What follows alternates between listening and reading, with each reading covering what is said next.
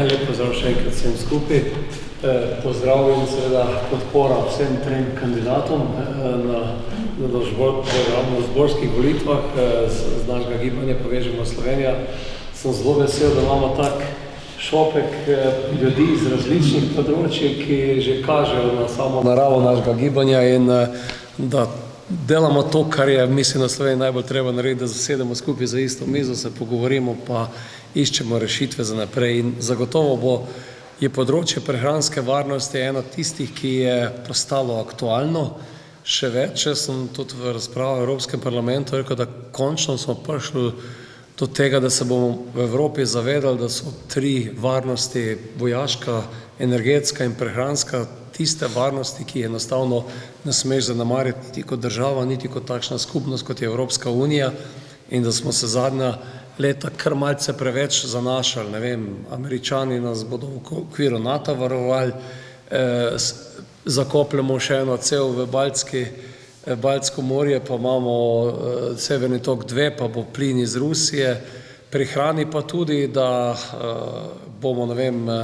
nekaj uvozili iz Amerike, nekaj iz Ukrajine, pa bo vse skupaj varno. Čeprav moram reči, da od vseh teh treh varnosti najbrž je se pokazala ta kmetijska, se pravi prehranska varnost kot bolj odporna od prvih dveh. Konec koncev gre to zasluge tudi skupni kmetijski politiki, ki zadnjih 60 let skrbi. Gre za to, da ima na eni strani najprej cilj imeti dovolj zdrave hrane in pri prehranski varnosti je zelo pomembno, da povemo takoj, da je sestavljena iz dveh delov, da najprej je treba imeti dovolj zdrave hrane, po drugi strani mora biti pa dostopna za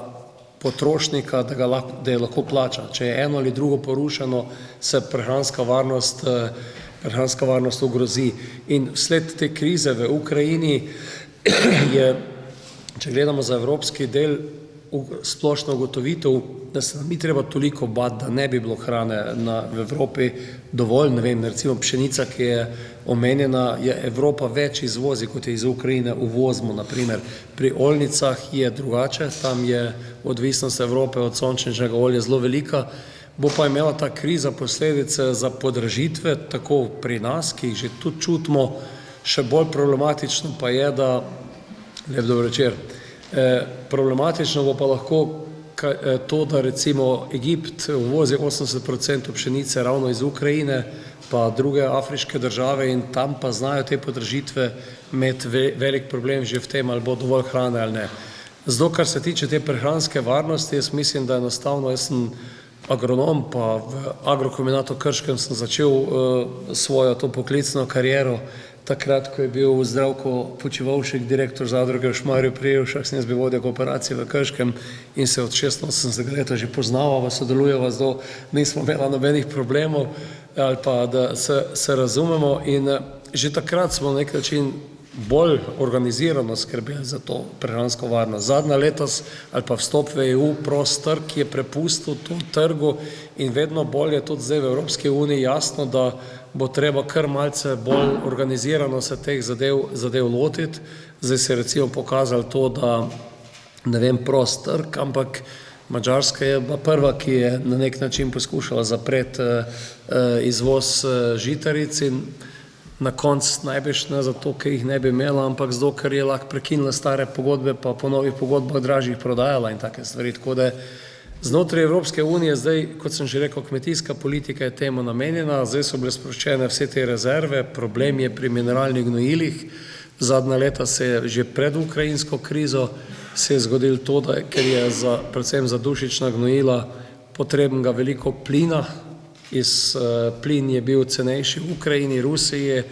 so na trgu sesule evropske tovarne, ki so proizvali dušična gnojila, tako da bo leto že tako ali tako manj gnojil, zdaj še po krizi še toliko večji problem, ko so razni embargi na te zadeve, tako da je treba se kar resno te zadeve lotiti. Ukrepi, ki jih je Evropska unija sprejela, je bilo to, da je recimo za te večje kmetije, ki bi ne imele 10%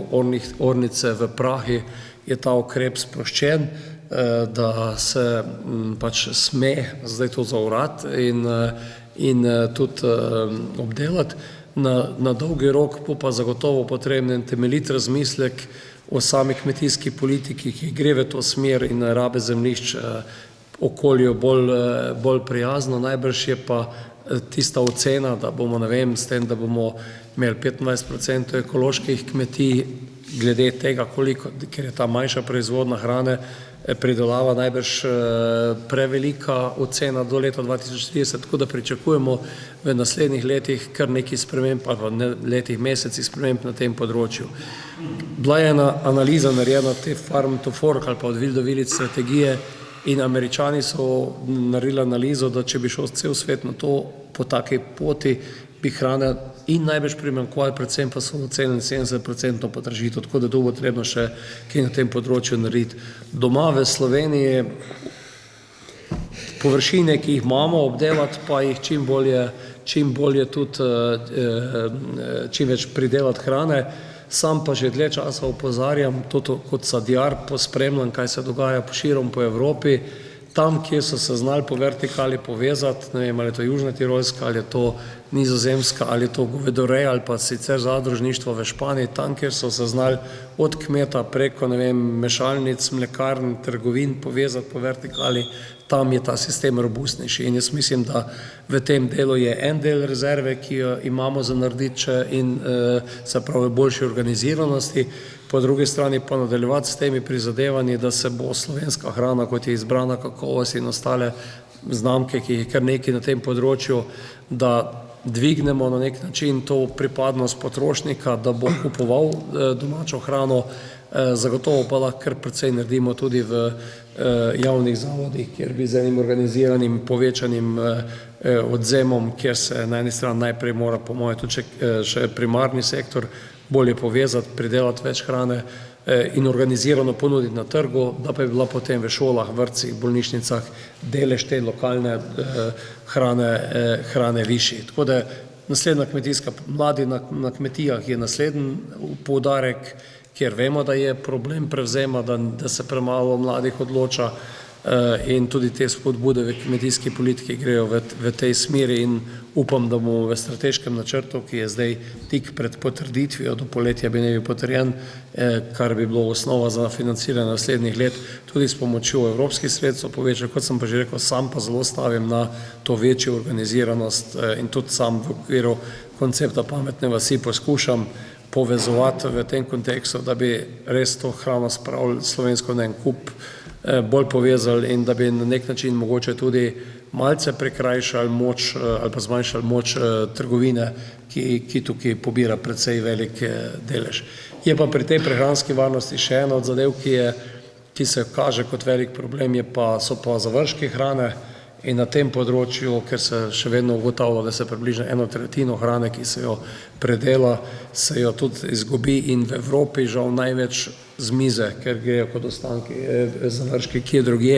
že v kakšnih hladilnicah ali pa v neprimernih logističnih zadevah v Afriki in drugje. V Evropi je pa večina hrane kupljene, prenešene domov in od tam gre tista tretjina hrane v smeti. Tako da to je tudi ena od stvari, ki mislim, da